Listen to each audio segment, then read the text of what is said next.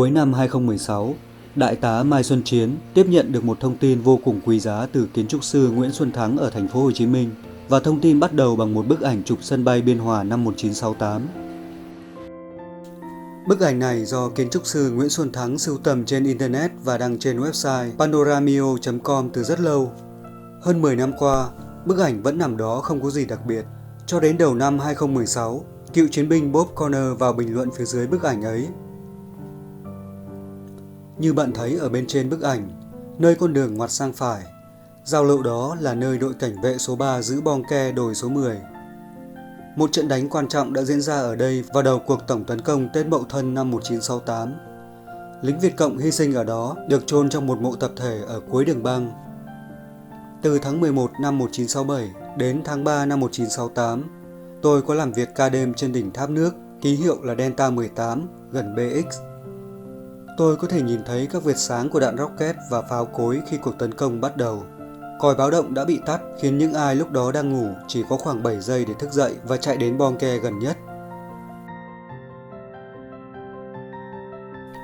Sau khi đọc được dòng bình luận trên, kiến trúc sư Nguyễn Xuân Thắng đã tìm mọi cách kết nối với cựu chiến binh Bob Conner để xác minh nguồn tin và chuyển tới những người làm công tác quy tập liệt sĩ ở tỉnh Đồng Nai. Và người tiếp nhận chính là Đại tá Mai Xuân Chiến, Phó Chính ủy Bộ Chỉ huy Quân sự tỉnh. Khi mà nhận được cái thông tin trên mạng của anh Nguyễn Xuân Thắng thì chúng tôi đã trực tiếp liên hệ bằng điện thoại và mời anh Thắng vào Bộ Chỉ huy Quân sự tỉnh. Tôi được làm việc và trao đổi, có thể nói rất là cởi mở, và cùng với cái việc đó thì chúng tôi cũng trao đổi và đề nghị anh tiếp tục cung cấp thêm những thông tin nào mà anh có thể biết được.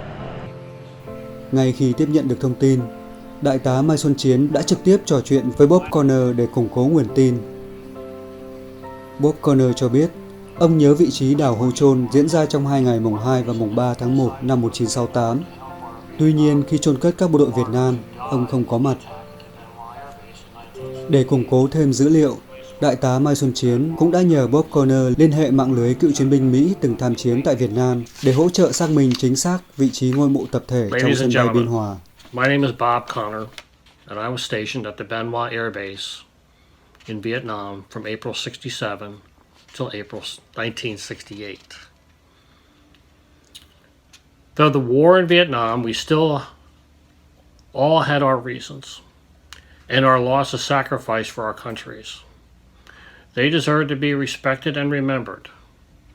Although for nearly 50 years, the Vietnam government and their families of martyrs still have not found the remains of martyrs buried at Ben Hoa Airport and many other places.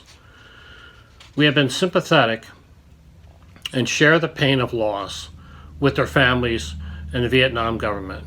Therefore, I am very happy to have a chance to come to Vietnam to guide you in finding your martyrs' graves. This is also a chance for us to contribute to relive the emotional suffering of the war and together create a better understanding and future between our two peoples. In general, between you and myself in particular.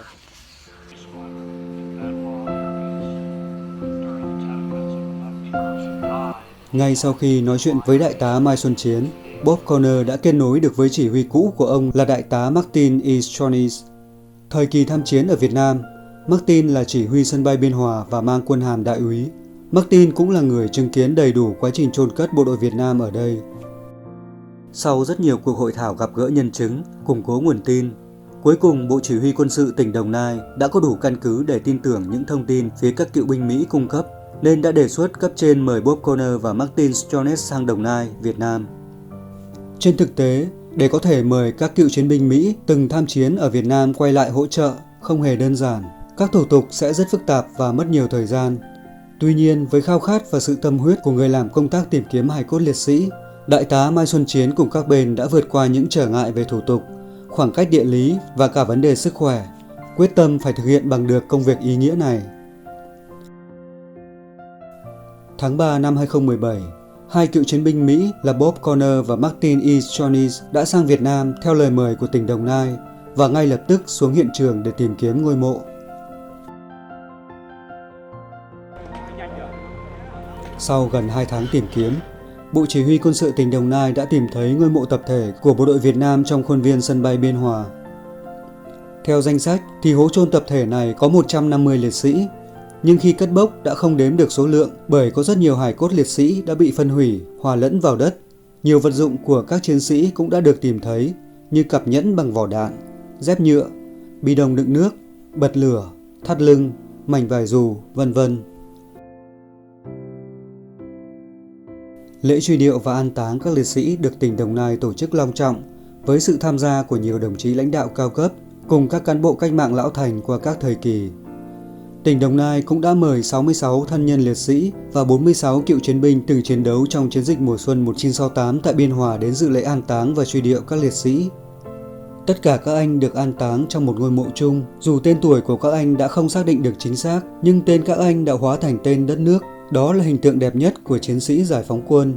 Từ hôm nay, các anh sẽ được yên nghỉ trong vòng tay yêu thương của những người con Đồng Nai và trong trái tim của hàng triệu người dân Việt Nam. Liên kết thông tin từ anh Thắng và anh Chế Trung Hiếu là anh hùng quân đội. Hiện nay anh này có khả năng và phiên dịch rất là giỏi và đồng thời là đã có dịp đã trao đổi thông tin trên mạng với các cựu chiến binh này. Và từ cái mối quan hệ này thì vừa qua có thể nói là anh Thắng, anh Chế Trung Hiếu đã cung cấp cho chúng tôi rất là nhiều thông tin về hình ảnh, về thông tin của Bộ Quốc phòng Mỹ và những cái có liên quan đến các cái trận đánh ở sân bay Tân Nhất, sân bay Biên Hòa, sân bay Lộc Ninh. Và có thể nói đây là một cách làm tôi cho rằng sau này không phải chỉ Đồng Nai mà các tỉnh khác cũng nên làm cách này, thì chắc chắn là chúng ta sẽ còn tìm được nhiều ngôi mộ tập thể, nhất là những trận đánh như năm 1968 vừa qua. Sau khi tìm được ngôi mộ tập thể trong sân bay Biên Hòa, với sự hỗ trợ của các cựu binh Mỹ, kiến trúc sư Nguyễn Xuân Thắng đã tiếp nhận thêm nhiều nguồn tin. Anh đã tổng hợp lại và cung cấp các tài liệu tới Cục Chính sách và Bộ Tư lệnh Thành phố Hồ Chí Minh về một ngôi mộ tập thể nằm trong sân bay Tân Sơn Nhất. Chi tiết về cuộc tìm kiếm ngôi mộ tập thể liệt sĩ tại sân bay Tân Sơn Nhất sẽ được chúng tôi gửi đến quý vị và các bạn trong video sau. Hãy nhớ bấm đăng ký theo dõi kênh để không bỏ lỡ. Xin cảm ơn và hẹn gặp lại!